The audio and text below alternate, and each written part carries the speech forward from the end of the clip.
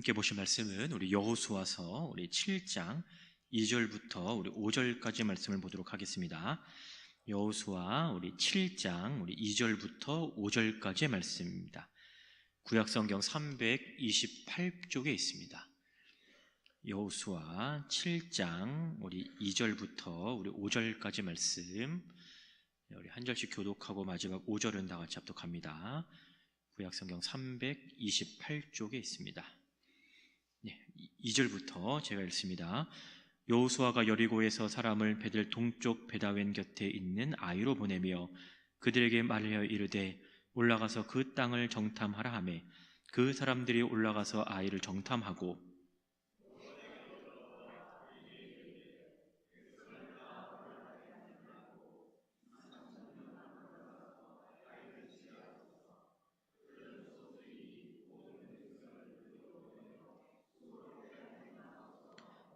백성 중 3,000명쯤 그리로 올라갔다가 아이 사람 앞에서 도망하니 아이 사람이 그들을 36명쯤 쳐 죽이고 성문 앞에서부터 스바림까지 쫓아가 내려가는 빌탈에서 쳤으므로 백성의 마음이 녹아 물같이 된지라.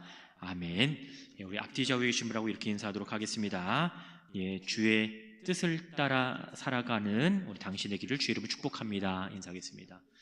주의 뜻을 따라 살아가는 당신의 삶이 되기를 주의 이름으로 축복합니다. 오늘도 우리의 주신 이 말씀의 은혜가 또 여러분의 가득하시기를 주의 이름으로 축원합니다. 오늘 본문은요, 아이성 싸움과 관련되어 있는 내용입니다. 이 아이성 싸움을 싸우기에 앞서서 이 이스라엘 백성들은 또 하나의 그 성을 정복한 경험이 있어요. 여호수아 6장에 보면 이스라엘 백성들은 이미 여리고성이라고 하는 이 성을 정복하였습니다. 이러한 승리의 기쁨을 간직한 채 이들이 이제 다음 정복지였던 이 아이성을 이제 대하고 있는 거예요. 여러분, 여리고성과 이 아이성 정복을 위해서 이들이 취한 공통적인 행동이 하나가 있습니다. 바로 정복에 앞서서 그 성에 대한 정탐을 진행하였다라는 거예요. 여호수아서 2장 1절에 보시면 눈의 아들 여호수아가 시딤에서 두 사람을 정탐꾼으로 보내며 이르되 가서 그 땅과 어디를 엿보라? 여리고를 엿보라 하매 이렇게 얘기해요. 자, 이 엿보라는 것은 가서 정탐하고 와라 라는 말인 거예요. 자, 여호수아가 시딤에서 두 사람의 정탐꾼을 보내서 이제 이 여리고를 정복하기에 앞서서 어떻게 우리가 그 성을 정복할 것인지에 대한 계획이 필요하잖아요. 그러니까 이제 정탐꾼을 보내서 그것을 상황을 파악하게 합니다. 자, 오늘도 본문 우리 7장 2절을 보면 여호수아는 이 아이성을 정복하기에 앞서서 사람을 보내어서 정탐을 하게 하지요. 7장 2절 하반절에 보니까 올라가서 그 땅을 정탐하라 하매라고 해요. 그러니까 여리고성 정복을 위해서도 이들은 이제 정탐을 했고 아이성이라고 하는 이 성을 정복하기 위해서도 이 성을 정탐을 하였습니다. 이 여리고성과 비교했을 때의 이 아이성은 사실 사이즈도 그렇게 크지는 않았기 때문에 이 아무런 염려거리가 사실은 되지 않았어요. 그래서 3절을 보면 이 정탐을 하러 간 사람들이 돌아와서 여호수아에게 어떻게 이야기를 하고 있냐면, 자, 3절에 이르되 백성을 다 올라가게 하지 말고 2,000~3,000명만 올라가서 아이를 치게 하소서라고 얘기를 합니다. 그러면서 덧붙이는 말이 있죠. 그들은 소수입니다 인 거예요.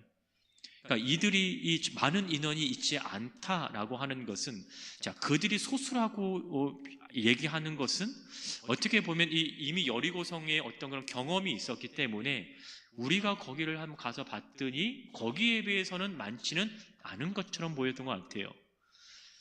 그런데 제가 이렇게 자료를 찾아보니까 어찌됐든 간에 10,000명이 넘는 그 백성들이 여기에 살고 있었던 거예요. 그런데 그들이 여호수아에게 얘기하기로는요, 2,000~3,000명만 올라가더라도 우리는 그것을 충분히 정복할 수 있다라는 것이죠. 그래서 모든 백성을 그리로 보내어서 수고롭게 하지 마소서 함으로 라고 얘기합니다. 자, 그러면 7장 3절에 방금 제가 읽었는데, 자, 그들은 소수이기 때문에 모든 백성을 그리로 보낼 필요가 없다라고 얘기하는 거죠. 그러면 여리고성을 정복할 때에는 얼마나 올라갔을까요? 모든 사람이 다 동원됐다라는 것을 알 수가 있는 거예요. 그러니까 여리고성과 아이성을 비교해 봤더니 규모도 사실은 크지는 않았던 거예요. 일부만 올라가더라도요. 여리고성처럼 모든 사람들을 다 동원하지 않더라도 우리는 충분히 이길 수 있다라는 것이 그 보고의 내용인 것을 우리는 보게 됩니다. 그러니까 이미 그들의 내린 결론은요, 승리였던 거예요. 이겼다라는 거예요. 앞에 등장했던 여리고성 정복과는 다른 모습이죠. 방금 말씀드렸지만 6장 3절에 보면 이 모든 군사가 다 동원해서 그 성을 주위를 하루에 한 번씩 돌고 6번째 날에는 7번을 돌잖아요. 그런데 이 여리고성 정복을 위해서 모든 군사가 참여를 했는데 어린이와 여자를 제외한 성인 남자들은 다 참여를 한 거예요. 그러니까 이 싸움에 나갈 수 있는 모든 남자들이 다 동원된 싸움이 바로 여리고성 싸움이었던 거죠. 그런데 오늘 이 아이성 정복을 위해서는 이들 중에 일부만 보내어도 우리가 충분히 그 아이성을 정복할 수 있다라고 하는 것이 이 정탐꾼들의 의견이었습니다. 이런 정복 이제 기사를 받고 나서, 보고를 받고 나서 여호수아는 자, 그들의 이 의견을 근거로 해서 정말 소수의 인원만을 아이성 정복을 위해서 보냅니다. 4절에 보니까 백성 중에 3,000명쯤 그리로 올라갔다라고 얘기를 해요. 그래서 이제 이기기 위해서 일단 이기는 그 기분을 가지고 올라간 거였어요. 그런데 오늘 본문에 보니까 이스라엘 백성들은 전혀 예상치 못했던 일들을 당하고 마는 거죠. 얕잡아 봤던 그들 앞에서 오히려 패하여 쫓기는 신세가 되어 버린 거예요. 아이성 정복에 패한 그들의 모습을 오늘 본문에서는 이렇게 묘사를 하고 있습니다. 4절에 보니까 의기양양해서 올라갔던 지금 그들은요, 그 아이 사람 앞에서 도망한다라고 표현을 하고 있고요. 자, 오늘 5절에 보니까 또 그들 가운데에서는 36명쯤 이미 목숨을 잃었어요. 그리고 성문에서 스바림까지 쫓아가 내려가는 그 빌탈길에서 그 백성들의 마음이 녹아서 물같이 되는 것을 오늘 성경은 그리고 있습니다. 그러니까 정탐이 끝난 이후의 그들의 모습과는 전혀 달라요. 그리고 정복하러 올라갔던 그들의 모습과도 이미 전혀 다른 모습인 거죠. 승리를 확신하며 정복을 위해 올라갔던 그 길이 지금은요, 패배의 길이 되었고 자신들의 생명을 보호하기 위해 도망치는 길이 되었다라는 거예요. 여기서 보여지는 그들의 모습은 여리고성을 정복했을 때의 그들과는 전혀 다른 모습을 보여주고 있는 거죠. 지리적으로는요, 여리고성은 해발 한 270m 정도 된다고 얘기해요. 근데 이에 비해서 아이성은 해발 800m 정도 되는 이 산지에 위치해 있는 성이라고 보통 얘기를 합니다. 자, 그러면 아이성의 그 사람들과의 싸움은 평지에서의 싸움이 아니었다라는 거죠. 그러니까 산에 위치한 곳을 정복해야만 하는 싸움이었어요. 이스라엘의 입장에서는요, 산을 타고 올라가야 되는 거예요. 힘은 그 더 배로 들 수가 있겠죠. 아이성의 입장에서는요, 오히려 내려가는 싸움이니까 그들보다는 더 힘이 덜 쓰일 수밖에 없다라는 거죠. 이러한 예상치 못한 일을 당하는 이 이스라엘의 마음은요, 승리에 대한 확신에서 패배와 절망과 두려움으로 바뀌었습니다. 그래서 오늘 본문 5절 끝에 보니까 백성의 마음이 녹아서 물같이 되었다라고 성경은 기록을 하고 있어요. 여러분, 마음이 녹는다라고 하는 이 표현은 이미 여호수아서 2장 9절과 11절에서 나오는 표현입니다. 근데 여호수아 2장 9절과 11절에서 사용될 때의 의미는 그 하나님의 권세와 능력 앞에서 두려움으로 이 여리고 사람들의 마음이 녹아내릴 때 이 표현을 썼던 거예요. 그러니까 하나님의 권세 앞에서 사람들의 마음이 녹아내리는 것을 표현합니다. 그런데 오늘 본문에서는요, 반대인 거죠. 아이성의 사람들 앞에서 이스라엘 백성들의 마음이 녹아내리고 있는 거예요. 전쟁의 패배 앞에 서 있는 이 이스라엘 백성들의 마음은 그냥 녹아져서 아무런 일을 할 수 없는 그러한 무기력하고 무능력한 자들의 모습이 되어버리고 만 것입니다. 하나님의 권세 앞에서 하나님을 믿지 않는 자들이 마음이 녹아내려졌었는데, 이제는 하나님의 백성들이 오히려 이방인의 그 기세에 눌려서 마음이 지금 녹아내리고 있는 것입니다. 결국 이 1차 아이성 정복은요, 실패로 끝납니다.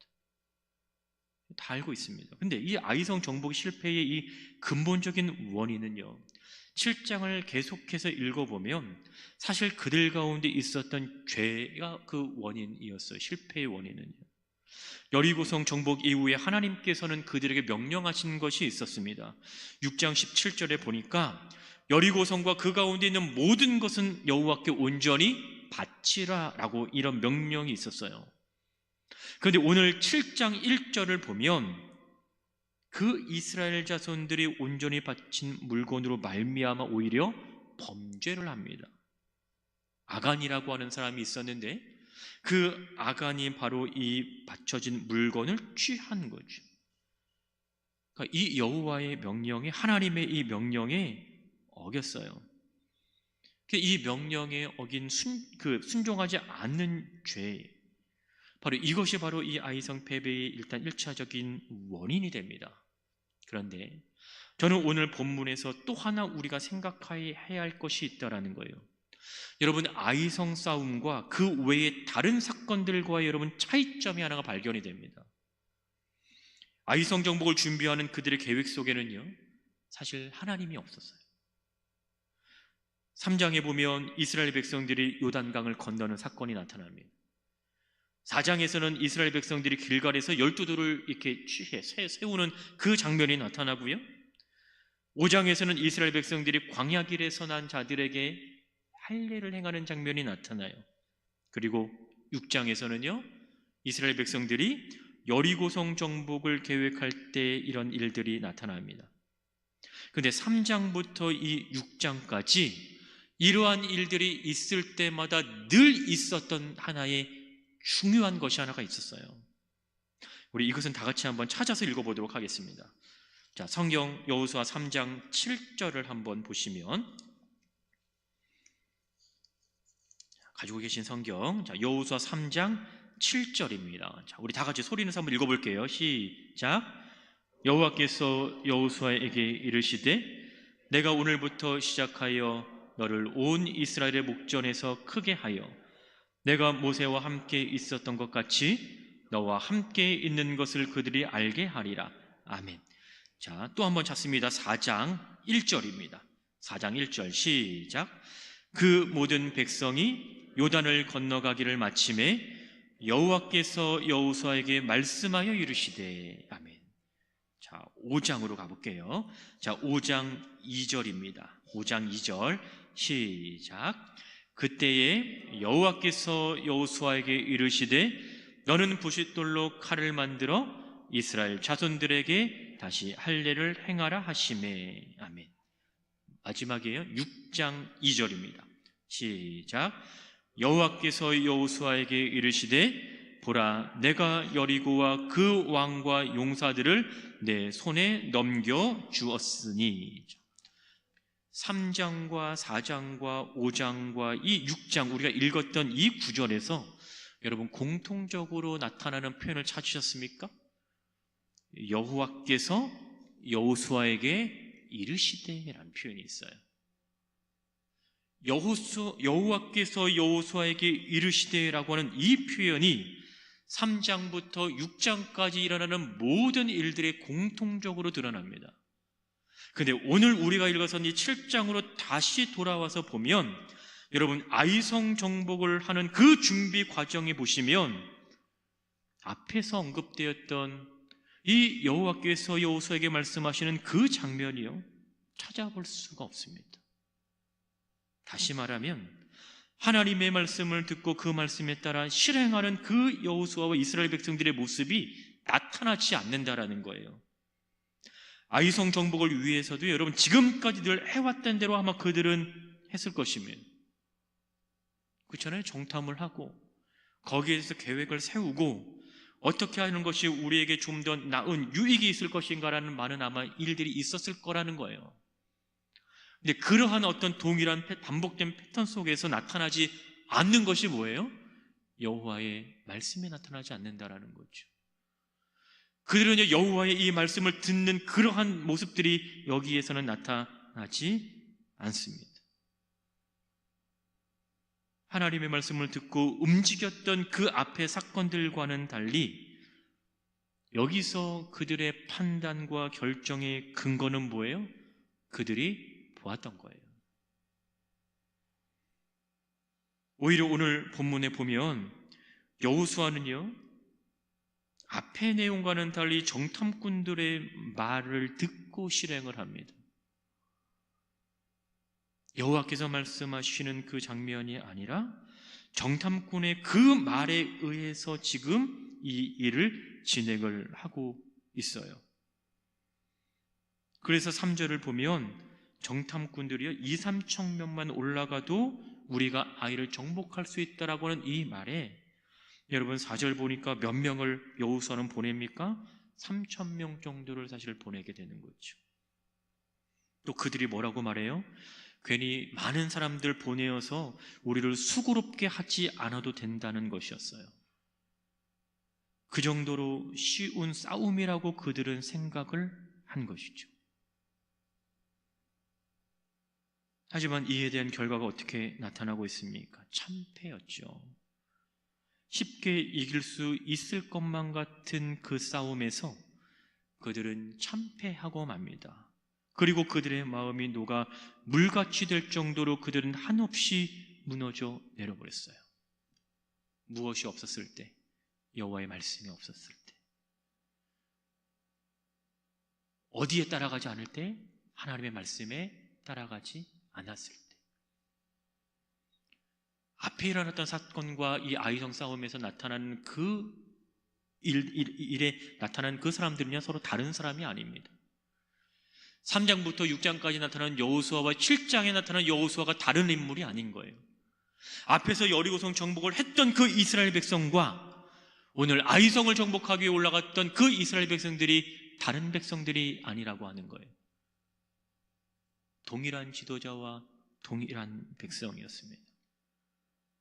그런데 이 둘의 사건 사이에 가장 큰 차이점이 뭐였던 거예요? 여호와의 말씀이 있었느냐, 그 여호와의 말씀에 따라 나아갔느냐, 아니면 본인의 계획과 그 시선에 따라갔느냐라는 거예요. 하나님의 말씀을 듣는 것. 여러분, 우리의 삶은요, 하나님께 물어가는 삶입니다. 늘 하나님의 개입이 필요한 것이 여러분, 우리가 살아가고 있는 지금 이러한 삶인 거예요. 지금 우리의 삶은요, 하나님께서 우리에게 베푸신 그 은혜의 결과인 것이죠. 그럼 우리에게 그 은혜 베푸신 그 하나님께 우리는 늘 물어가야 되는 거 아닐까요? 우리는 늘 그 하나님께서 말씀하시는 그것에 귀를 기울여야 하는 것이 아니겠습니까? 마치 하나님의 은혜가 없어도 내가 살아갈 수 있다라고 생각하는 것만큼 어리석은 것은 없지요. 우리가 부르는 찬양 가운데 여러분, 은혜 아니면 살아갈 수 없네라는 이 가사를 가진 찬양이 있어요. 여러분, 하나님께서 베푸신 그 은혜가 우리 가운데 없다라고 하면 여러분, 우리가 어떻게 살아갈 수가 있겠습니까? 우리가 어떻게 이 험난한 생활, 이 삶을 우리가 헤쳐나갈 수 있겠어요? 우리가 어떻게 이 주저앉은 자리에서 우리가 일어설 수 있겠습니까? 그것이 가능하게 하는 것은 하나님의 은혜인 거예요. 하나님의 말씀인 거지요. 그 여호와의 말씀에 따라가는 삶, 그 여호와의 말씀에 순종하며 나아가는 삶, 그 하나님의 계획 속에 우리가 들어있는 것, 이것이 여러분, 저와 여러분의 삶이 되어야 할 줄로 믿습니다. 여러분, 하나님의 말씀에 기울이며 여러분 살고 계십니까? 여러분의 삶의 그 계획 가운데 여러분 하나님이 계십니까? 그 하나님께 여러분 물으며 날마다 살아가고 계십니까? 우리의 삶 가운데 늘 하나님이 계시는 거예요. 우리는 늘 하나님 말씀에 귀를 기울여야 하는 것이고요, 늘 우리는 하나님께 물으며 살아가는 겁니다. 하나님께 묻는다는 것, 이것은 하나님의 말씀을 듣는다라는 것이죠. 그분의 말씀을 듣고 행했을 때 여러분, 여호수아에게는요 실패라는 것이 없었어요. 오늘 가셔서요 3장, 4장, 5장, 6장을 한번 읽어보십시오. 하나님의 말씀과 함께 있던 그 여호수아의 삶과 오늘 7장에 나타나고 있는 이 여호수아의 삶이 얼마나 다른 것인가를 여러분, 우리는 확연하게 구분하고 확인할 수가 있게 되는 것이죠. 그분의 말씀이 없었던 그에게는요, 남겨진 것은요 쓰라린 패배였고 실패였습니다. 여러분, 오늘 우리가 이 자리에 나온 것도요 그분의 말씀을 듣기 위함입니다. 그 말씀에 순종하기 위함인 것이고요, 그 하나님의 뜻을 우리가 알기를 위함이라는 거죠. 사실 그래야 하는 게 맞는 거예요. 사실 그렇게 되는 것이 정답인 것이죠. 하나님의 일하심을 경험할 때 우리는 여러분 그분의 은혜를 경험할 수가 있는 겁니다. 우리의 자신의 계획 속에 우리의 삶이 있는 것이 아니라 그분의 계획 속에 우리의 삶이 있는 거예요. 그러니까 그분의 삶에 따라가는 것이요 정답인 거죠. 그분의 음성을 듣는 것이 정답인 것이고, 그분이 이끄시는 것에 우리가 순종하는 것이 정답인 거예요. 그분의 말씀을 듣기 위하여 우리는 늘 그분 앞에 나아가야 됩니다. 그분에게 귀를 기울여야 되고요, 늘 그분에게 물어야 되는 것이죠. 늘 하나님께 나아가는 삶이 되기를 주의 이름으로 축복합니다. 늘 그분의 말씀에 귀를 기울이시는 삶이 되기를 주의 이름으로 축복합니다. 매일같이 물으시는 그 여러분의 삶이 되시기를 주의 이름으로 축복합니다. 여러분의 평생의 삶이 그분 앞에 나아가는 삶이 되고, 또 여러분의 매일의 삶이 그분의 말씀에 귀 기울이는 삶이 되고, 늘 여러분의 살아가는 그 매일의 발걸음이 여러분의 삶 가운데 역사하시는 그 하나님을 경험하게 되기를 주의 이름으로 축복합니다. 하루하루에 그 우리가 내딛는 그 발걸음 가운데 주께서 계심으로 우리는 은혜를 고백할 수 있는 거고요, 우리가 매일까지 내딛는 그 발걸음 속에 하나님의 인도하심이 계시기에 우리는 늘 나아갈 수 있는 것이죠. 이 한 주간도 하나님의 은혜와 더불어 주님께서 붙잡으신 그 손 놓지 않고 매일의 삶을 묵묵히 걸어가시는 살아가는 우리 모든 성도